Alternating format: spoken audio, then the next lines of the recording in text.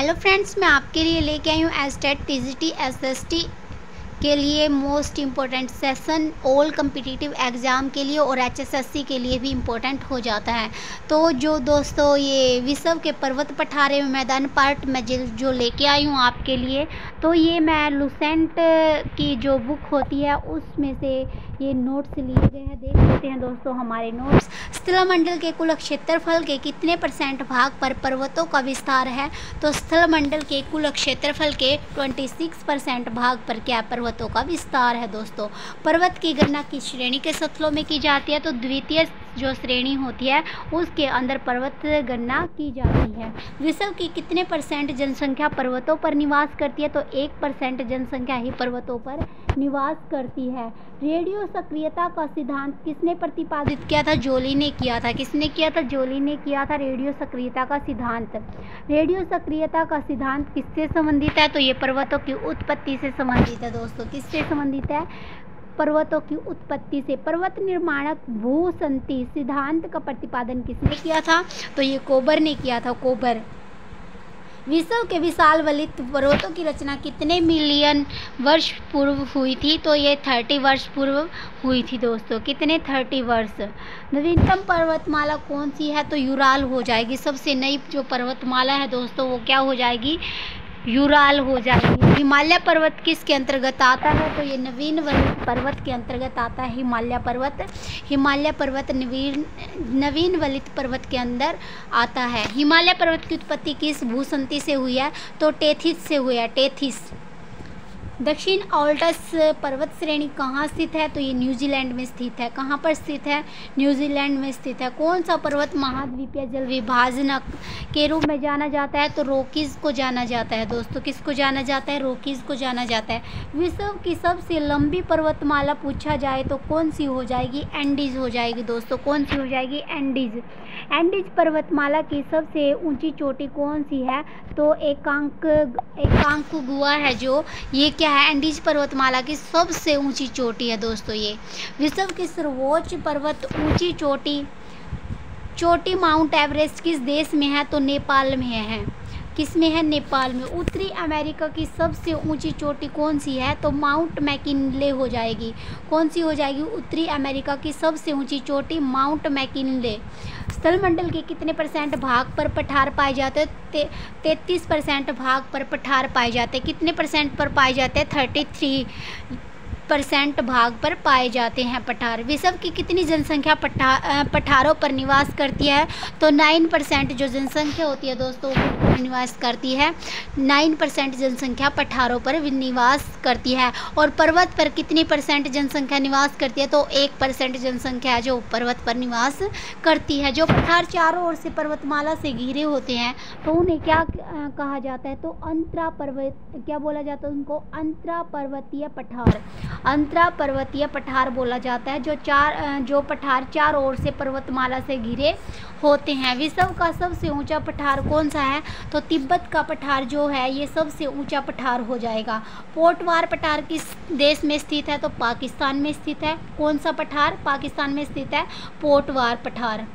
Loess पठार कहाँ है? तो लोयस पठार हो जाएगा चीन में। कहाँ पर? चीन में।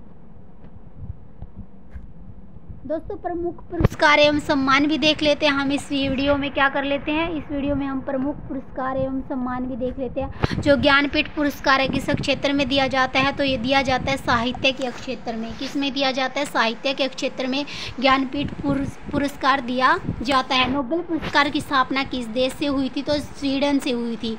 नोबेल पुरस्कार की स्थापना स्वीडन देश से हुई थी। नोबेल पुरस्कार किसकी स्मृति में दिए जाते हैं? तो अल्फ्रेड नोबेल के नाम पर ही नोबेल पुरस्कार का नाम रखा गया था अल्फ्रेड नोबेल, क्योंकि उसका नाम था अल्फ्रेड नोबेल। किस क्षेत्र में ग्रैमी पुरस्कार दिया जाता है? तो संगीत क्षेत्र में ग्रैमी पुरस्कार दिया जाता है। संगीत क्षेत्र में कौन सा पुरस्कार दिया जाता है? ग्रैमी पुरस्कार। नॉर्मन बोरलॉग पुरस्कार किस क्षेत्र में दिया जाता है? तो कृषि के क्षेत्र में दिया जाता है। राष्ट्रीय एकता पर बनी सर्वोत्तम फीचर फिल्म को किस पुरस्कार से सम्मानित किया जाता है? तो नरगिस दत्त पुरस्कार से। किससे किया जाता है? नरगिस दत्त पुरस्कार से। रैमन मैग्स जैसे पुरस्कार किस देश के द्वारा दिया जाता है? फिलीपींस के द्वारा दिया जाता है। किसके द्वारा दिया जाता है? फिलीपींस। पुलित्जर पुरस्कार किस क्षेत्र में दिया जाता है? तो पत्रकारिता के क्षेत्र में दिया जाता है पुलित्जर पुरस्कार। किसके क्षेत्र में दिया जाता है? पुलित्जर पुरस्कार पत्रकारिता के क्षेत्र में। कलिंग पुरस्कार किसके लिए दिया जाता है? तो विज्ञान को लोकप्रिय बनाने के लिए कलिंग पुरस्कार दिया जाता है। किन उपलब्धियों के लिए ग्लोबल 500 पुरस्कार प्रदान किए जाते हैं? तो किसको दिए जाते हैं? पर्यावरण प्रतिरक्षा के लिए। किसके लिए दोस्तों? पर्यावरण प्रतिरक्षा के लिए 500 ग्लोबल पुरस्कार दिए जाते हैं।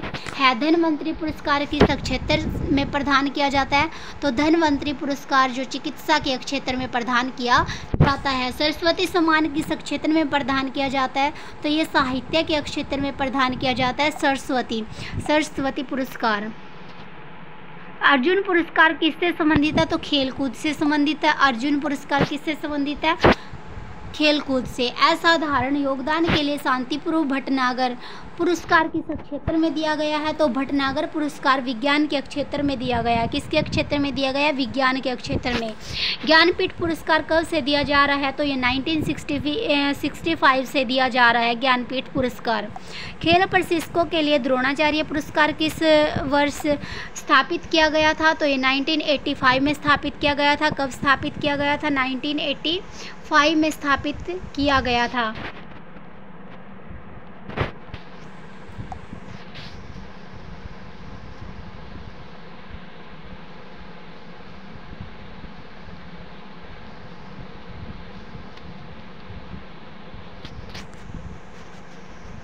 हमारे नोट्स देख लेते हैं दोस्तों, में से बैक हो गए हैं, तो ये हमको मिल गए हैं हमारे नोट्स।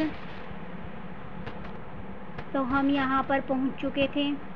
कहाँ पर पहुँच चुके थे हम पहुँच चुके थे अर्जुन पुरस्कार कर लिया था हमने। ये भी असाधारण योगदान भी कर लिया था दोस्तों, हमने असाधारण योगदान भी कर लिया था। हम आए हुए थे ये 14 क्वेश्चन पे आए हुए थे दोस्तों हम। असाधारण योगदान के लिए शांति स्वरूप भटनागर पुरस्कार किस क्षेत्र में दिया गया? तो विज्ञान के क्षेत्र में दिया गया भटनागर पुरस्कार। ज्ञानपीठ पुरस्कार कब दिया जा रहा है? तो ये 1965 से दिया जा रहा है। खेल प्रशिक्षकों के लिए द्रोणाचार्य पुरस्कार किस वर्ष स्थापित किया गया था? तो ये 1985 में स्थापित किया गया द्रोणाचार्य पुरस्कार। आगे देख लेते हैं 17 क्वेश्चन।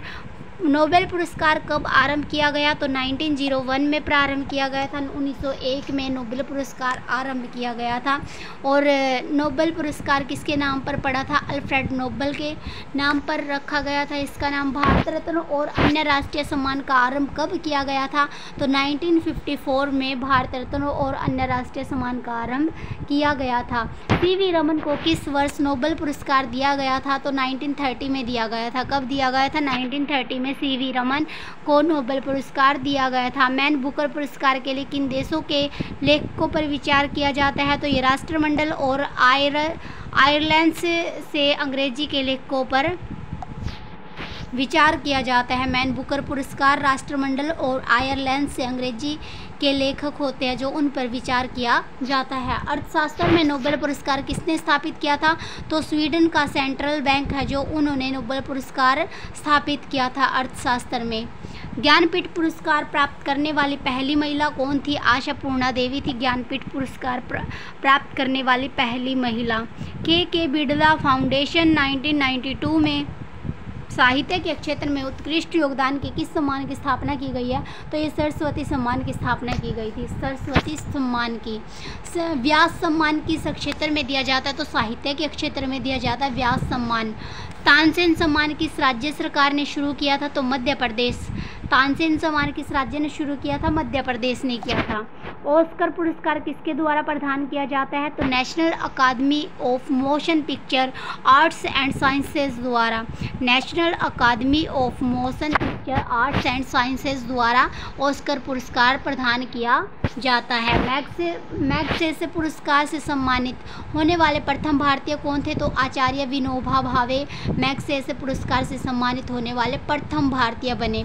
रविंद्रनाथ टैगोर को साहित्य के क्षेत्र में किस वर्ष नोबेल पुरस्कार दिया गया था? तो 1913 में दिया गया था। 1913 में रविंद्रनाथ टैगोर को साहित्य के क्षेत्र में पुरस्कार दिया गया था, वो भी नोबेल पुरस्कार। सीवी रमन को किस वर्ष नोबेल पुरस्कार दिया गया था? तो सीवी जो रमन थे उनको 1930 में नोबेल पुरस्कार दिया गया था, 1930 में। मरणोपरांत भारत रत्न पुरस्कार से सर्वप्रथम किसे सम्मानित किया था? मरने के बाद लाल बहादुर शास्त्री को जो पहली बार सम्मानित किया गया था भारत रत्न पुरस्कार से। सुब्रमण्यम चंद्रशेखर को किस क्षेत्र में नोबेल पुरस्कार मिला था? तो भौतिकी की क्षेत्र है जो, उस क्षेत्र में उसको नोबेल पुरस्कार मिला था। अर्थशास्त्र के क्षेत्र में नोबेल पुरस्कार किस वर्ष से प्रदान किया जा रहे हैं? तो 1969 से प्रारंभ किए गए थे और तब से दिए जा रहे हैं 1969 में।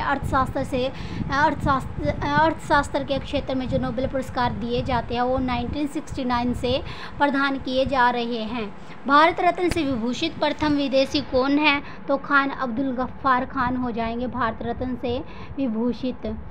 कौन हो जाएंगे? खान अब्दुल गफ्फार खान। दादा साहेब फाल्के पुरस्कार किसके द्वारा प्रदान किया जाता है? तो सूचना एवं प्रसारण मंत्रालय भारत सरकार द्वारा। किसके द्वारा? सूचना एवं प्रसारण मंत्रालय भारत सरकार द्वारा ये जो दादा साहेब फाल्के पुरस्कार है वो प्रदान किया जाता है। दादा साहेब जो फाल्के पुरस्कार सर्वप्रथम किसे मिला था? तो श्रीमती देविका रानी को सबसे पहले ये पुरस्कार मिला था। ज्ञानपीठ पुरस्कार की अगर मैं बात करूँ तो प्रथम हिंदी लेखक कौन था? सुमित्रा नंदन पंत। कौन था प्राप्त करने वाला? प्रथम हिंदी लेखक सुमित्रा नंदन पंत थे जो इनको ज्ञानपीठ पुरस्कार प्राप्त हुआ था पहली बार। सरस्वती सम्मान के प्रथम प्राप्तकर्ता कौन हो जाएंगे? हरिवंश राय बच्चन है जो इनको मिला था सरस्वती सम्मान। भारत रत्न से विभूषित प्रथम कौन है? तो ये हो जाएगा डॉक्टर एस राधाकृष्णन। कौन हो जाएगा? डॉक्टर एस राधाकृष्णन हो जाएंगे, doctor S Radhakrishnan. Professor Amartya Sen को किस वर्ष अर्थशास्त्र का नोबेल पुरस्कार दिया गया था? तो 1998 में दिया गया था प्रोफेसर अमर्त्य सेन को अर्थशास्त्र का नोबेल पुरस्कार। एशियाई नोबेल पुरस्कार के नाम से किसे जाना जाता है? तो रैमन मैग्सेसे पुरस्कार को एशियाई नोबेल पुरस्कार के नाम से भी जाना जाता है। आई होप दोस्तों ये वीडियो आपको पसंद आई होगी, तो प्लीज़ वीडियो को लाइक कीजिए, शेयर कीजिए, कमेंट कीजिए और मेरे चैनल को सब्सक्राइब कीजिए। सो थैंक यू दोस्तों।